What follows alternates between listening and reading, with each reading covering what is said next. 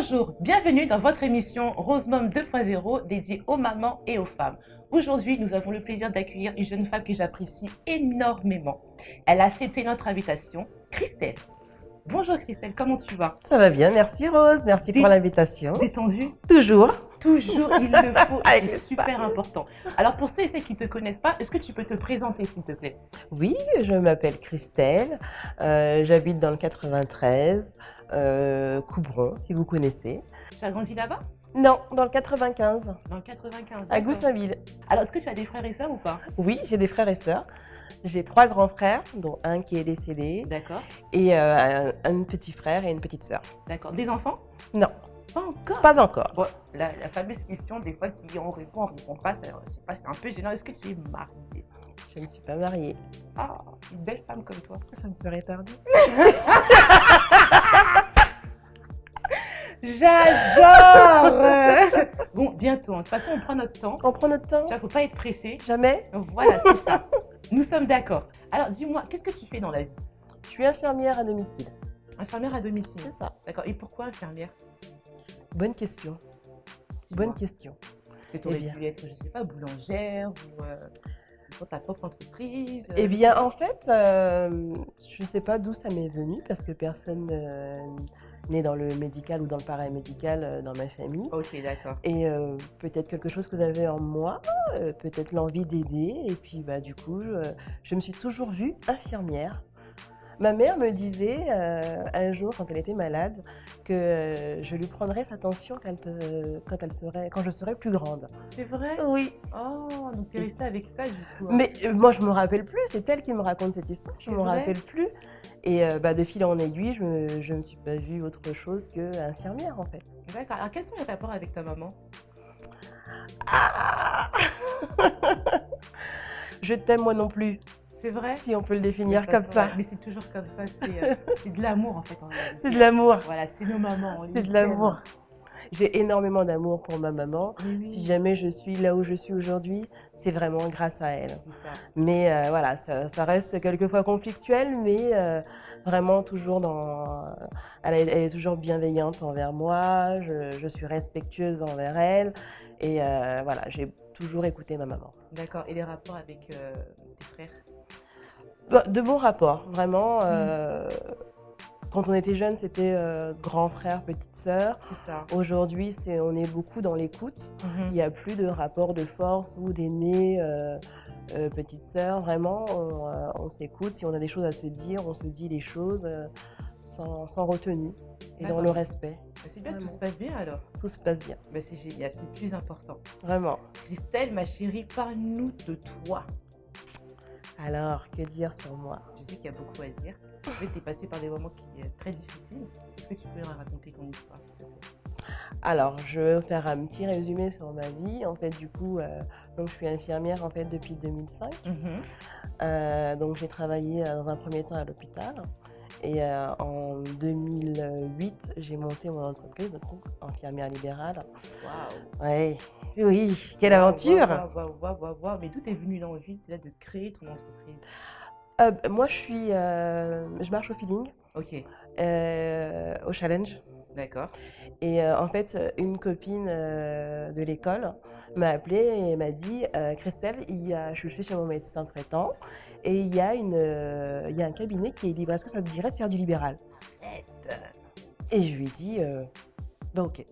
Comme ça? Comme ça. Un coup de tête? Comme ça. Waouh! Je me suis lancée.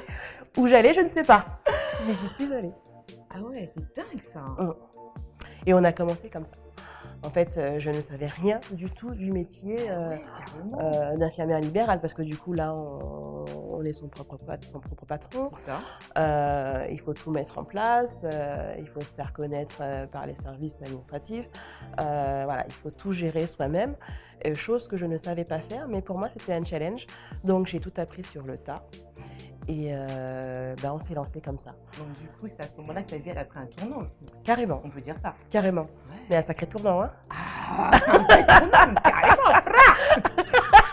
Waouh, c'est fou.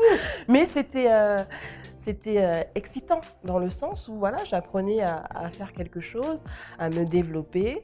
Il y a eu des passages difficiles hein, dans le sens où bah, des fois on met des choses en place, il faut se faire connaître, ça marche beaucoup par le bouche à oreille. Et puis il y a des fois où il y a des clients, il y a des fois où il y a pas de clients. Bon, on a rencontré quand même pas mal de difficultés avec ma collègue. C'est ça, ouais, c'est clair. Il y a eu des fois où on a eu envie d'arrêter.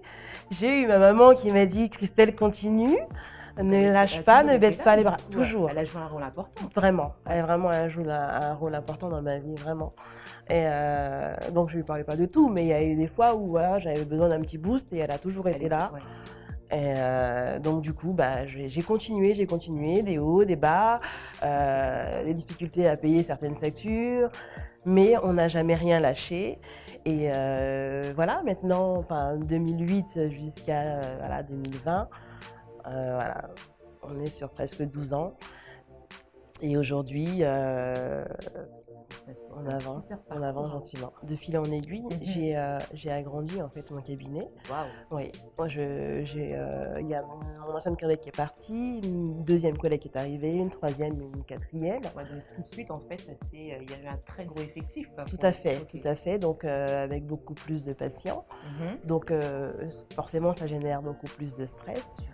Tonnes. Et Un stress fou à gérer, vraiment. à porter. vraiment, vraiment. Et je gérais une grosse partie en fait bah, du cabinet, hein, puisque c'est quand même moi qui étais à l'auteur de la création, donc C'est ça. j'avais quand même pas mal de responsabilités.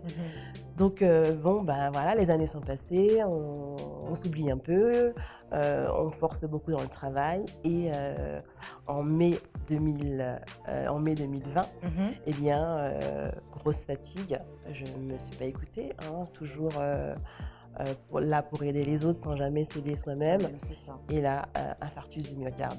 Waouh. Ah, qu'est-ce que c'est? En fait, c'est ce qu'on appelle en fait la crise cardiaque. C'est vraiment quand il y a une formation de caillots au niveau du cœur. Et bah, ça peut être fatal en fait. D'accord. Ça peut être fatal. Après, il faut connaître vraiment les signes. Donc, grâce à Dieu, je suis infirmière. Tu étais déjà dans le métier. Donc, Et donc, moi, j'ai su les reconnaître. Hein. J'ai pris ma tension qui était très élevée. J'avais une douleur dans la poitrine, une douleur au dos, une douleur au bras. Mais voilà, c'était pas trop méchant. Donc, j'ai... C'était pas trop méchant, t'as dit? mais parce que voilà, Oh, on a encore punaise. cette force pour se dire, ça va, tout va Mais bien. quand tu vois que ta tension elle est élevée, tu arrêtes, Non, mais, tu te reposes, mais tu passes à toi. Tu vois ta tension elle est élevée, tu passes. Ah, mais pourquoi non, vous voulez forcer? tout va bien, je peux encore y aller, c'est bon. Oh là là. Mais quand même, je prends l'initiative, allez, d'appeler les pompiers.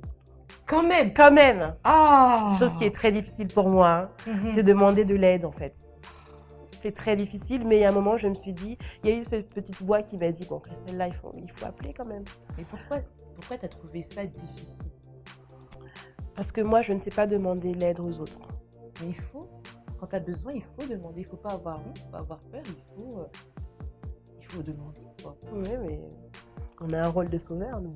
C'est Mais ça. tu peux être sauvé aussi. Ah, c'est ça. Exactement. C'est ça. Donc alors, t'as appelé les pompiers, ils sont venus chez toi. Donc, ils sont venus, ils m'ont ausculté, ils m'ont emmené à l'hôpital. Et bon, bah voilà, en ayant fait tous les examens, on remarque en fait que mon cœur est en souffrance. Donc, on me fait un examen en fait pour déboucher les artères. Waouh. Donc là, t'es allongée sur un lit d'hôpital à ce moment-là. C'est ça. Ah. C'est ça. Quel a été ton ressenti à ce moment-là? Et ben là, c'est difficile en fait de se retrouver de l'autre côté de la barrière. C'est ça, exactement. Quand on est soignant et que là, on est soigné, C'est ça. là, c'est difficile. On est dépendant d'eux en fait. Et c'est difficile de lâcher prise. Mais j'ai pas eu le choix. J'ai pas eu le choix, du coup, pour ma santé. C'est ça. Et je suis arrivée vraiment à un stade assez difficile. Dans le sens où j'avais fait une grosse anémie et je m'en rendais pas compte. Je l'ai mis sur le coup de la fatigue. D'accord. Donc l'infarctus, donc ce caillot qui s'est logé en fait au niveau de mon cœur et qui a migré en fait au niveau du cerveau. Donc, mais tout allait bien. Guerrière jusqu'au bout, tout allait bien. Waouh! Mais attends, mais dis-moi, mais à ce moment-là, dis-moi que tu étais entourée. Bah, j'étais entourée, oui, mais on ne pouvait pas me voir physiquement parce que c'était la D'accord. période du Covid. Ah, c'était durant le Covid? Oui, c'était pendant le Covid, donc les visites à l'hôpital étaient interdites. D'accord. Donc j'ai dû traverser cette phase seule. Bon, ma mère était là par le téléphone, mes Oui, frères aussi par téléphone, visio. mais physiquement, on ne pouvait pas me voir en fait. Et je pense que c'était pas plus mal non plus aussi. C'était aussi le moyen pour moi de prendre du recul, De te détacher. de me détacher, de me recentrer sur moi C'est ça. et de me reposer. C'est ça. Donc je suis restée hospitalisée 2 semaines. 2 semaines quand même. Donc oui, parce que vraiment, à l'âge où j'ai fait un infarctus, ce n'est pas commun. Alors Jeune. vraiment, vraiment, vraiment, ça arrive beaucoup plus tard, à un âge beaucoup plus avancé. Et du coup, les médecins ont fait leur maximum en fait pour trouver la cause de cette formation de caillot. Quelle Donc était la cause? ils savent toujours pas. Waouh! Est-ce que c'est Alors, pas dû au c'est le stress aussi? stress. Moi, vraiment, j'aurais bien mis ça sur le compte du stress. Ouais, J'ai beaucoup forcé, j'ai beaucoup donné de ma personne c'est et ça. sans jamais m'écouter. Et aujourd'hui, bon, bah, le fait d'être restée à l'hôpital tout ce temps, ça m'a laissé le temps aussi de réfléchir et de me dire stop. Maintenant, il est temps de prendre du temps pour soi et s'occuper de soi. Il y a plein de choses que je ne faisais plus, m'occuper de mon chez-moi, m'occuper de moi, dormir, juste Sérieuse dormir, quand tu dis ça? dormir, je ne Ah dormais ouais, pas. d'accord. Mais quand Non. tu dis que tu ne dormais pas, donc tu... En fait, quand on est infirmière libérale, moi j'ai choisi une branche peut-être qui de fait... nuit? Non, Non, même juste pas? l'astreinte en fait. Ah Donc, ce qui veut dire que notre téléphone peut sonner à tout à tout moment. moment, ouais. Et ça sonne en plus, il sonne ça, certaines fois il sonne. Donc il faut répondre aux patients parce que vraiment ils ont besoin de nous à ce moment-là, parce qu'ils sont branchés et les machines sonnent, donc on doit aussi intervenir des fois pendant la nuit.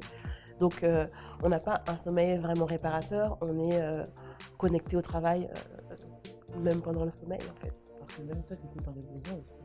Oui, Sans t'en rendre compte. sans ça. m'en rendre compte. Ouais. Et puis la période Covid n'avait pas été facile. Parce que déjà en tant qu'infirmière libérale, on est seul, enfin seul dans nos tournées. C'est pas comme quand on est à l'hôpital où on est en équipe et on peut facilement échanger. Là, on est vraiment seul. Mais le Covid a fait que moi, je ne pouvais pas aller voir mes parents parce que mes parents sont fragiles. Et Wow. moi, j'étais quand même le personnel soignant et j'ai rencontré des personnes qui étaient atteintes du Covid. C'est ça, ouais. Donc, je devais aussi les protéger. Donc, je restais vraiment chez moi. Donc il y avait cet enfermement qui fait que psychologiquement c'était difficile parce qu'il y avait des patients qui souffraient et donc c'était difficile aussi d'en parler, c'était difficile de se dépenser parce que j'aime aller au sport aussi et donc là ça a été un trop-plein vraiment qui fait que bah, mon corps s'est manifesté Waouh, waouh. vraiment, Mais t'as failli te passer de l'autre côté quand même. vraiment, Mais là, t'es passé à ça. à ça, vraiment, vraiment. Waouh. Mais là, j'ai une question à te poser. Aujourd'hui, tu es reconnaissante envers qui?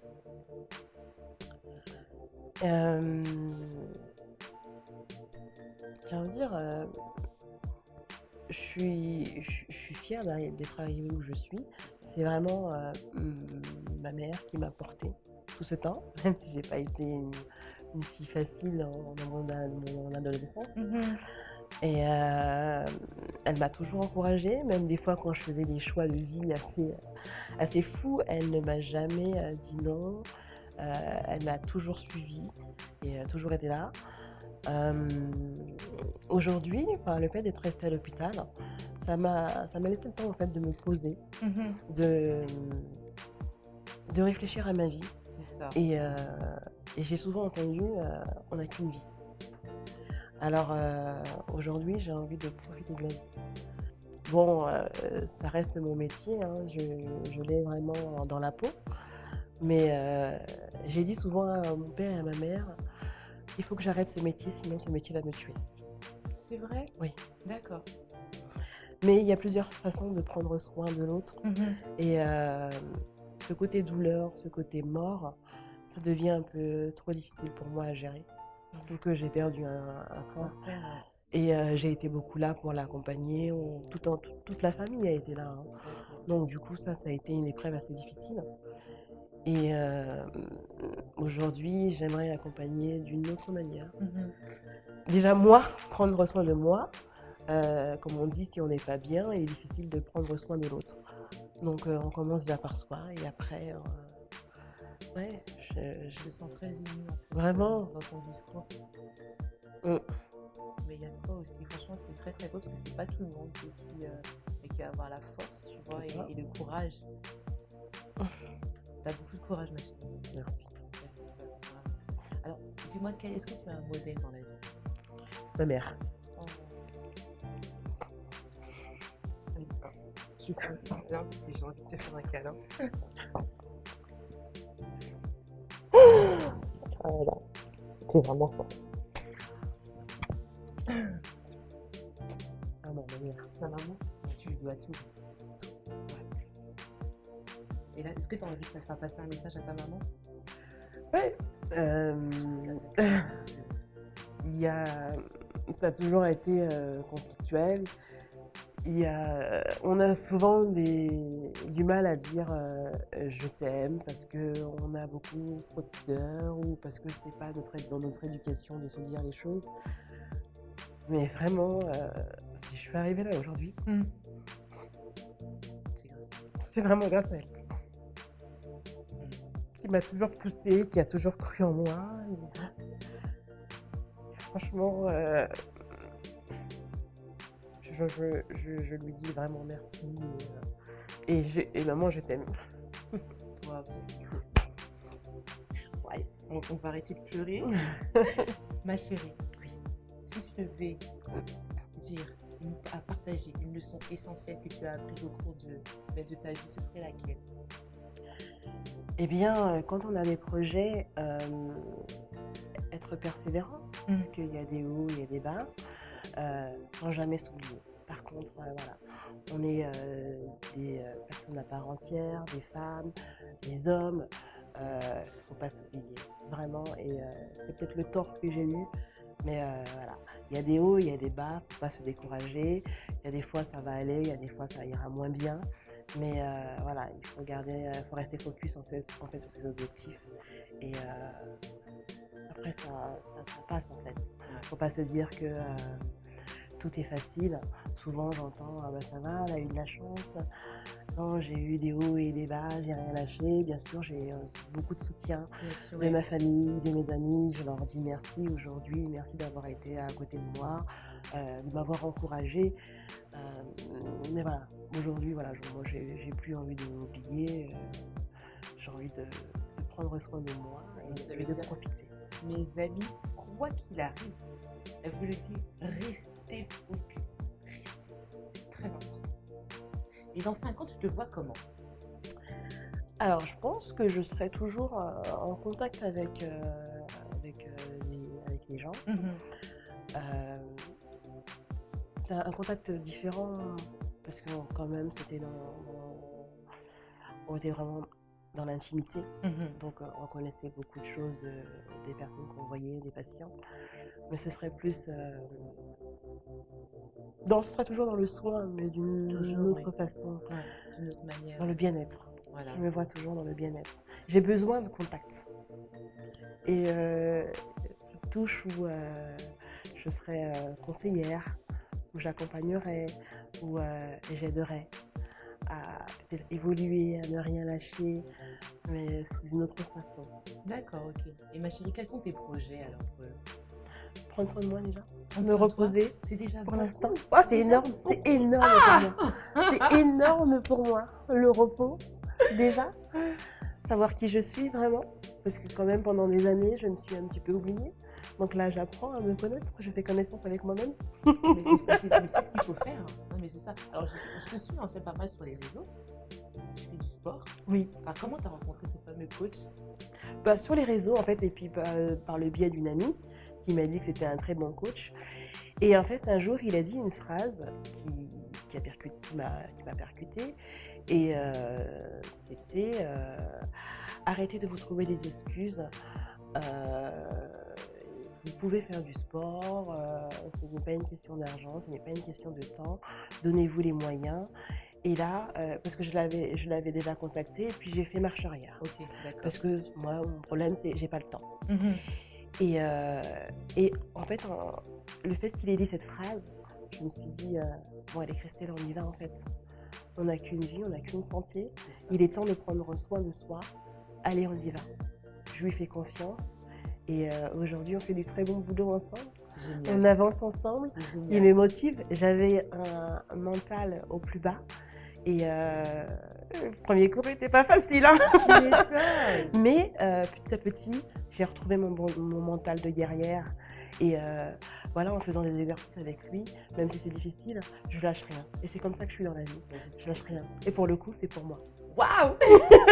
Super, c'est cool. En tout cas, ma chérie, merci à nouveau. Et si tu es chez toi, tu viens quand tu Merci veux. beaucoup. Merci pour l'accueil. Merci pour l'invitation. Merci. Avec grand plaisir.